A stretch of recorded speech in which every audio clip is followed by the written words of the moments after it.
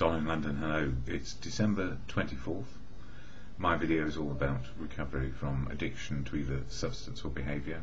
My substance was alcohol. My behaviour could be equally addictive around people, places and things.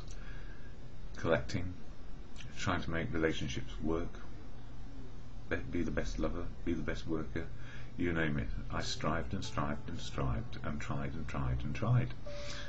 And what drove me? I suppose fear of not being good enough.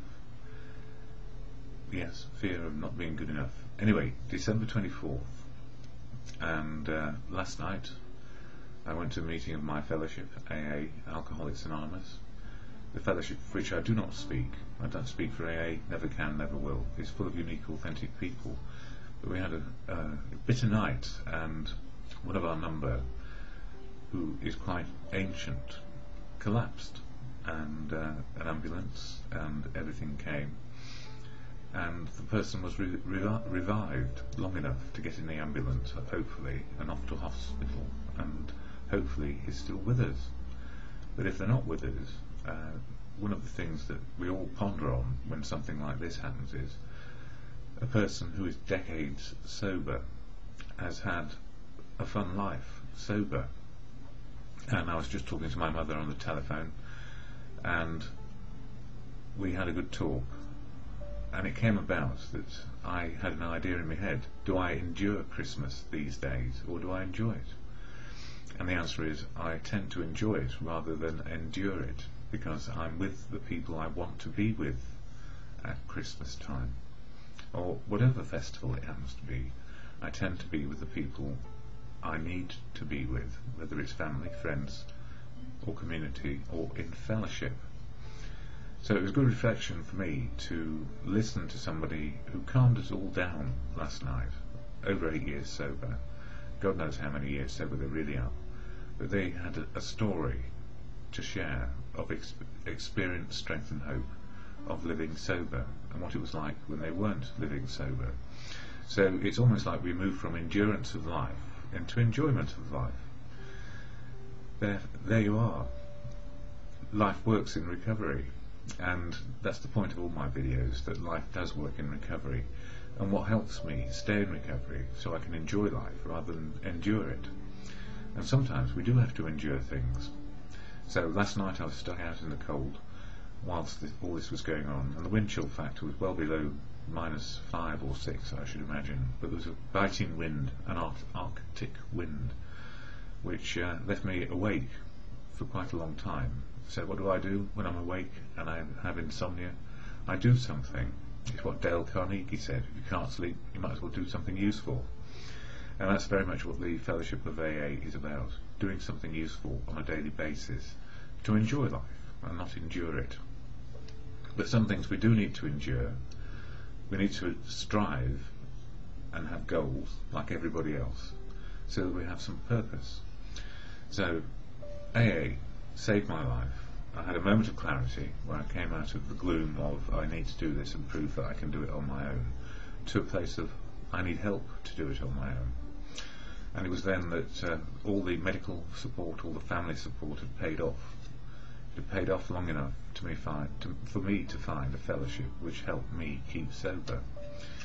So the Fellowship of AA, as I say, is full of unique, authentic people who can speak where they will about their recovery in a way which suits them. And most people share their stories of experience, strength and hope in the rooms of AA, which are covered by the cloak of anonymity, simply so that it's a bit like confidentiality with a doctor or a psychiatrist or a professional about some part of our lives that we need to improve on. So anonymity works, and it has an absolutely central purpose in the fellowship, and it's called the spiritual foundation. Anonymity to find the truth of who we are, and if we can find the truth of who we are in the moment of now, we have our true spiritual connection to living, our conscious contact with reality, where we can enjoy life in the moment. That's the only place where we can really, really enjoy it, by experiencing joy, and sometimes experiencing the endurance side of life, which is the tough times. So what is AA and how does it help me? I will share the AA preamble because it helps slow me into the moment of now, and I don't recite it because that's not my way. If I recite something, I'm forgetting the reason why I'm reading it. So here is the AA preamble. Alcoholics Anonymous is a fellowship of men and women who share their experience, strength and hope with each other, that they may solve their common problem and help others to recover from alcoholism. The only requirement for membership is a desire to stop drinking. There are no dues or fees for AA membership. We are self-supporting through our own contributions. AA is not allied with any sect, denomination, politics, organisation or institution. I'll read that again. AA is not allied with any sect, denomination, politics, organisation or institution. But every single person in the fellowship has all those affiliations. We just tend to leave them at the door, or when we speak about them, we're not trying to impose our views on other people, because that would go against the principles of freedom of choice and freedom of action in recovery. And goes on to say, does not wish to engage in any controversy, neither endorses nor opposes any causes. Our primary purpose is to stay sober and help other alcoholics to achieve sobriety. And that's part of the reason why I do these videos. They help me with my daily understanding of life. I can share from the Daily Reflections book, and today from this one called Drop the Rock, which is about steps 6 and 7 in our program of 12 steps for the individual, me, to be more open, honest and willing to live life, with 12 principles which I can put into practice on a daily basis, the 12 steps of AA. And today, in Daily Reflections, which is December 24th, it's all about the 12th step and 12th tradition, which is about sharing a message of hope and anonymity being the spiritual foundation of our program. And it says here, a sane and happy usefulness. We have come to believe he would like us to keep our heads in the clouds with him, but that our feet ought to be firmly planted on the earth, our head in the clouds, our feet on the ground. That is where our fellow travellers are, and that is where our work must be done. These are the realities for us. We have found nothing incompatible between a powerful spiritual experience and a life of sane and happy usefulness. And for me, powerful spiritual experience is always in the moment of now. It's the only place where the power is. The spiritual experience does not exist in the past nor in the future. It is now. And each and every person's spiritual experience is unique to them, where they are, where we are on our life path, and what we know so far. It goes on to say, all prayer and meditation in the world will not help me unless they are accompanied by action. Practicing the principles in all my affairs shows me that the care that God takes in all parts of my life. God appears in my world when I move aside and allow him to step into it. And what I learned over the years is I can't define God. It's not my job, because if I could define God, I'd probably be God, and I'm not.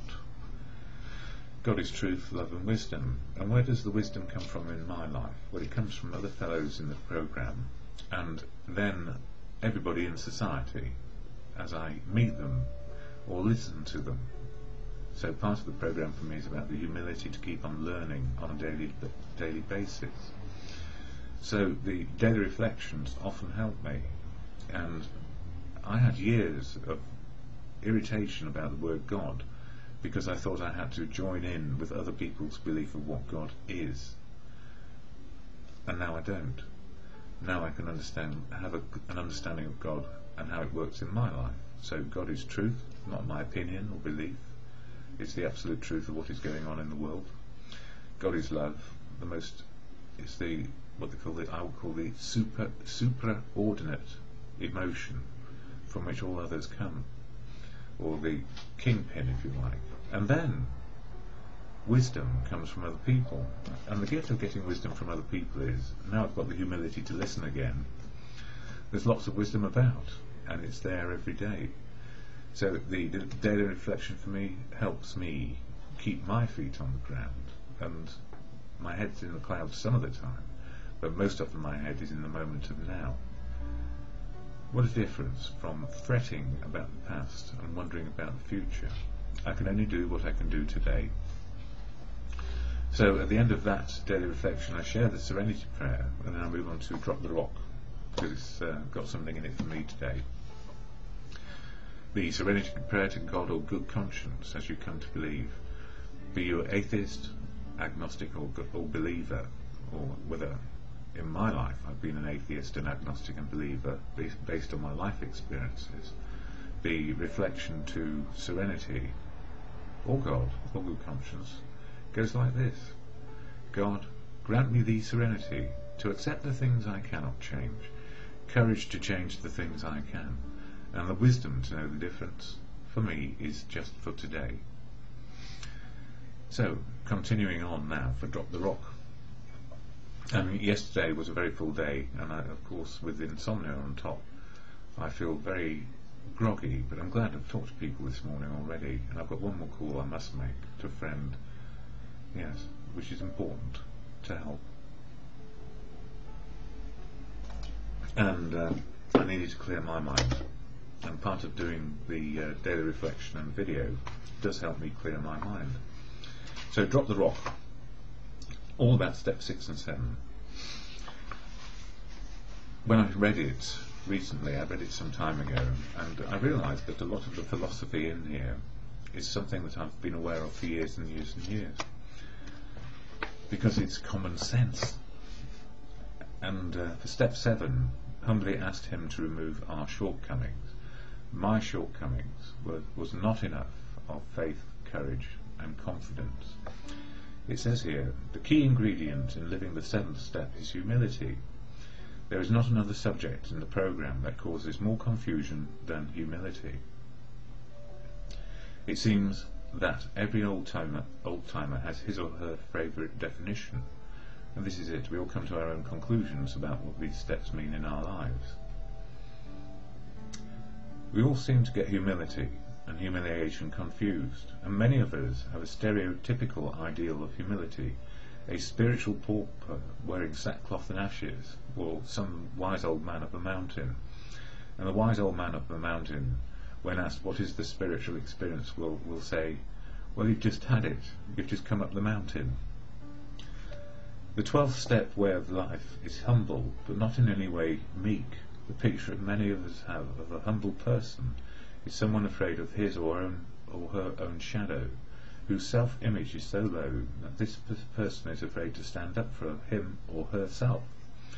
We learn that this image of humility is not what is meant in the program. We realise that people who have stayed abstinent for some time practice a degree of humility that was foreign to them prior to recovery. So we get to understand what humility may be in our lives. For those who have made progress in their program, humility is simply a clear recognition of what and who they are. And for me, when I get up in the morning, I clear my expectations down to 0 and start learning about who I am today. They have gotten down to their own right size, right sizing in the moment of now, where my feelings fit my experience. Humility is understanding they are worthwhile. It's the middle ground between extremes of grandiosity and intense shame. They have a sincere desire to be and to become the best way they can be. Today we remember that humility is not being meek, it is being our true selves, the truth of who we are and can be today. Humility for us, staying our right size and remembering we are as humble as we are grateful. For our definition we will use this idea from Sam Shoemaker. Humility equals gratitude, and that's very much like when we do our step 10, what disturbs us on a daily basis and what we're grateful for. Humility is an attitude. As much it must be practiced to be maintained, and it must become a discipline to be developed, just like every other attitude. In developing humility we are faced once again with an active surrender in asking God or good conscience to remove our shortcomings. We must move and act in a manner that reflects our willingness and surrender. To do this requires spiritual values, service, perspective beyond our addiction to alcohol, drugs, food, sex and so on, to the addictive nature of our lives, In other words, out of proportion and at extremes where we can't turn ourselves off. Asking through prayer and being willing to receive through humility. Trust, asking for help, overcoming fear, understanding and trusting the process, dealing with stress, responsibility and action, solution-focused thinking. So from moving from the problem of a step 6 defective day, full of fear, brave facing and ego, into a step 7 day of courage, faith and confidence is my shorthand for it. We will discuss the above aspects of the 7th step and find a method for making this step a foundation for the rest of our lives. A foundation for the rest of our lives is true humility. Within the 12 step program, true humility is the ability to keep on learning life on a daily basis, not setting expectations to a degree where they cause resentment because we just can't achieve that. The first aspect of the 7th step we will look at is spiritual values. Part of this discussion must be a clearer focus on humility. What exactly is humility? The dictionary defines humility as the state or quality of being humble of mind or spirit, absence of pride or self-assertion, or acts of self-abasement. Humble is defined as having or showing a consciousness of one's defects or shortcomings. Not proud, not self-assertive, modest. Obviously, the second definition of humble is almost word for word a restatement of the purpose of the 6th step, to become entirely ready, and that's conscious in the moment.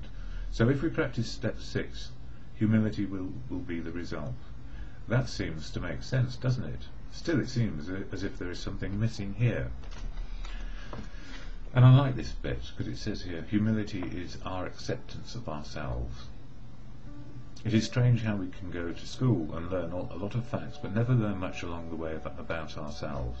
We can take up nursing, teaching, counselling and giving ourselves to the needs of others while never having our own needs met.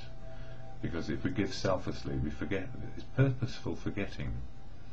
Why does it seem as if it is easier to solve the problems of the world than to solve our own problems? Why do we love the drama of focusing on our problems? We simply don't know ourselves very well. That's what the 12 steps are all about, knowing ourselves better on a daily basis. When we look into a mirror and attempt to understand ourselves, our conclusions about what we see are usually very different from what a friend sees. When we finally work the 6th and 7th steps and take the time and make ourselves a priority, we usually make a startling discovery. There exists within us at all times a higher power that is the builder of all successes and our comforter during times of trial.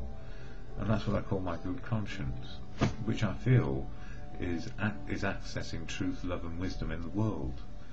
And, the higher power in my life, truth, love and wisdom in the world, means that it is a constant and it's always there.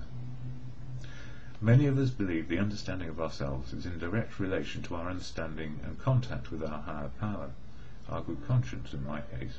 Well, I may be wrong, but it feels right. The image we see and the identity we have is one of humility before that power. In other words, I'm not as good as I think I am, but with humility I can keep on learning. Yeah, that sounded a bit egocentric. Humility is our acceptance of ourselves based on our continual surrender to learning. It doesn't say to learning, that's my bit. An aspect of humility that is often talked about at meetings is that of being teachable. If we are humble, we are open to new ideas and new ways of seeing things. Open-mindedness is a very important part of humility. We don't know it all. There is still more we can learn. And even more important, some we need to unlearn. That is, unlearning the excesses and the extremes of where we were addicted. Yet how many of us in the program aren't open to new ideas and thoughts? Because once we think we know we're in the right place, we stick like glue. And that means I get stuck. Especially after having been around a while. How many do we see who continue to say and do the exact same things year after year? It seems that many of us resist a clear idea of humility, so we don't have to conform to it. In other words, once we say to ourselves, I'm humble, I'm learning, actually I'm not. I'm saying I know enough. And the answer for me is that on a daily basis I never know enough. Life just keeps on unrolling, and I keep on learning little increments of something or other. And I have the gift of a family member, namely my mother, who has done this all her life. Her spiritual experience is continuous. My goodness, there's a siren going off. Someone having a bit too much jollification maybe at this time of day on a Christmas Eve. Anyway, that's time to wrap up, and a Merry Christmas to all. Those who celebrate it, those who are enduring it, those who are enjoying it. I tend to want to move from endurance into enjoyment on a daily basis, and I hope this happens over the Christmas period. I've said no to some engagements because I just need to keep safe. I have my things, my disabilities. So, to God of good conscience, as you come to believe, for you, your understanding, unique and authentic, always learning more about it, as is life. The spiritual connection is now. To God of good conscience, grant me the serenity to accept the things I cannot change, courage to change the things I can, and the wisdom to know the difference, for me, is always just for today.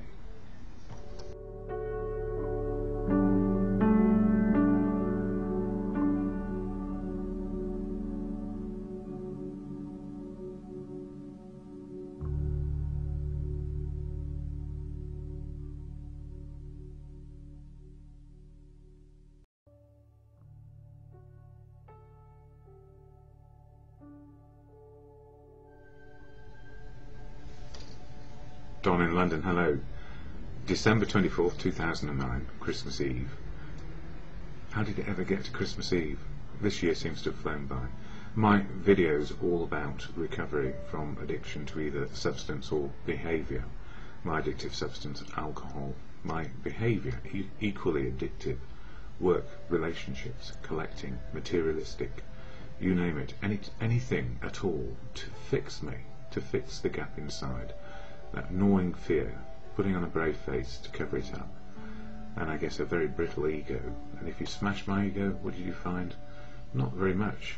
And that's where drink took me. 35 years long, that drinking habit, and it went from conviviality and joyfulness and experiencing feelings with drink inside me, which I had never imagined, beyond fear. But the thing was, I never knew I was in fear in the first place, because it was always there. And when we have something that we live with all the time, we get forgetful. And that's a bit like drinking too. So my drinking story, 35 years long, it never occurred to me that I would become dependent and an addict, and in a malady or disease which is emotional and physical, and as some say, spiritual as well, which is not able to live in the moment of now with comfort. So somehow, from a very early age, I was irritable and discontented, and fear was underneath it, always. And I didn't know, because it was always there. So ignorance is not bliss. I knew there was something wrong, but a drink took the edge off and made life palatable, and often joyful, and there were many happy times. So I cannot say for 35 years I lived dreadfully, but I did live in a different sort of existence, and that was trying to be the person I thought I ought to be, or trying to be the person I thought you wanted me to be. And these days, I'm just me, one day at a time, just living living in the day and how to be me. So who am I? Well, I'm Don, and I'm an alcoholic, and I'm in recovery, and I'm very pleased to be able to say that, and know it's for one day. If I had to make the time scale bigger, I might start going into the future, and the future will bother me so much that it can take me back into fantasy. And if I get to fantasy, I get back to self-will and obsession about how it ought to be, or how it might be, rather than how it is. So what's made me able to take each day as it comes and make that connection to the truth of now as best I can, And don't forget, the truth is always being informed by our experience and our environment. Well, it took family, friends, community, professionals to keep me alive long enough to get that moment of clarity that I could not beat alcoholism on my own.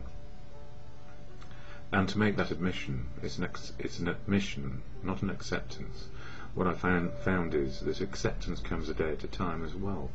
So there is no long-term recovery. I can't say I'm recovered. Or I might say I recovered yesterday. Could I? Maybe. I don't know. But the gift is that having got that moment of clarity, which for me was, I cannot do it on my own. Self-will led to self-obsession and God knows what else. Blaming the world for my problems when in fact I was the problem. Well, a fellowship came along in my life and I never thought it would be right for me. I was reluctant, hateful, rageful, unhappy and discontented, and I went to my first AA meeting shocked by what I saw. Happy people, just simply happy people, those who had been in sobriety a while. But I also found that people were not always happy, that they were either happy or sad as their life experience afforded, but they were dealing with it without drinking, and they were dealing with it without obsessing to great degrees about why it wasn't the way they wanted it to be, but trying to accept how it is. And that fellowship, AA, Alcoholics Anonymous, has been in my life for some time now, and it works because it's full of unique, authentic people who share their experience, strength and hope in order to help me improve my wisdom on how to live my life. And the fellowship offers 12 steps of action to change my attitude and behaviour on a daily basis. It sounds like a lot of steps, 12 steps of action. Well, when they're embedded in your head, just like a computer when it's working properly, everything's okay. But if I don't go back for reminders, which is why there are lots of AA meetings, I think I'd find myself in difficulty again, because I would go back to self-will, frustration, anger and ragefulness, because I just can't sort it out on my own. So I'm glad to be in AA, and the statement of intent, which is shared at every meeting, goes like this, and I share it here because it does slow me down into the moment of now and remind me of what is possible and what is not possible. Alcoholics Anonymous is a fellowship of men and women who share their experience, strength and hope with each other, that they may solve their common problem and help others to recover from alcoholism. The only requirement for membership is a desire to stop drinking. There are no dues or fees for AA membership. We are self-supporting through our own contributions. AA is not allied with any sect, denomination, politics, organisation or institution, does not wish to engage in any controversy, neither endorses nor opposes any causes. Our primary purpose is to stay sober and help other alcoholics to achieve sobriety. And yesterday I felt the need, to go to a regular meeting, which is what we call home group, which is down in Flood Street. And I also knew that one of my friends was going to pick up a 2-year chip. And that 2-year chip is significant because, 2 years sober is an awful long time for somebody who's been driven to drink for God knows how many years. So the gift these days is, if we do understand how to improve our attitude and behaviour on a daily basis, and don't make it too big or too small, and know that if we get to be right-sized people, that is the same as everybody else on the planet, and we have the same opportunities as our environment offers, then we stop thinking that life is doing us down and that we get on with whatever's going on for us. So 2 meetings last night, and I couldn't stay for the full one without getting to the second one. So I heard 2 chairs, 2 people sharing their experience, strength and hope, equally good, because they took a different angle on sobriety. So the gift for me, I saw a person get their 2-year chip. I also got to hug lots of girls in the fellowship because it's Christmas, and that is it, a hug, and it's great. It means that we're just part of. And I did hug some of the chaps as well, but it's like chaps hug. Anyway, that's just the way it is. So daily readings I share here, and daily reflections covers the 12 steps, 1 a month, and it's step 12 in December obviously. And it says here, for December 24th, a sane and happy usefulness. We have come to believe He would like us to keep our heads in the clouds with him, but that our feet ought to be firmly planted on the earth. That is where our fellow travellers are, and that is where our work must be done. These are the realities for us. We have found nothing incompatible between a powerful spiritual experience and a life of sane and happy usefulness. And for me, spiritual experience is living in the moment, understanding the truth of now, and the ability to cope, as one archbishop once said. And it goes on to say, all the prayer and meditation in the world will not help me unless they are accompanied by action. Practising the principles in all my affairs shows me the care that God takes in all parts of my life, and it can be God or good conscience according to your own personal belief. God appears in my world when I move aside and allow him to step into it. And for me, the bit which it works for me simply because I understand my higher power, and I have an understanding which is nuts and bolts about God, which is God is universal truth, and God is beyond definition. It's the universe, and whatever is behind it, which is all good, and I don't have to worry about that. All I need to know is I'm not God, and I'm just the same size as everybody else. So for me, my usefulness is to be able to love people, be loved back, and do something useful on a daily basis. So I share the serenity prayer to God, or to your good conscience, as you understand, and authentically. God, grant me the serenity to accept the things I cannot change, courage to change the things I can, what I can do and what I can't do, and the wisdom to know the difference is always for me just for today. Happy Christmas.